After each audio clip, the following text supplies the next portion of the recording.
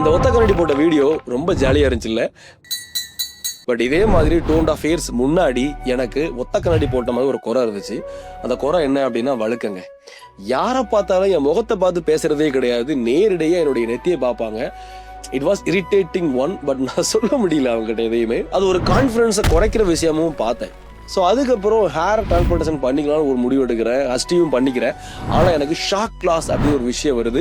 இந்த பின்தலை மேலே ரவுண்டாக பேட்சியாக ஒரு விஷயம் விடுது.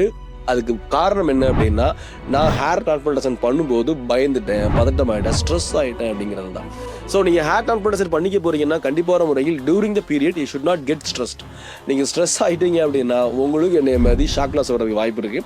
இதை தவிர்க்கிறதுக்கு முக்கியமான விஷயம் ஹேர் டிரான்ஸ்பிளான்டேஷன்னா என்னன்னு தெளிவாக புரிஞ்சு பயம் இல்லாமல் போகிறது. ஸோ உங்களுக்கு ஹேர் டிரான்ஸ்பிளான்டேஷன் பற்றி ஏதாவது குழப்பம் இருக்குன்னா தாராளமாக இந்த நம்பருக்கு கால் பண்ணுங்கள். நானே உங்களுக்கு கைட் பண்ணுறேன்.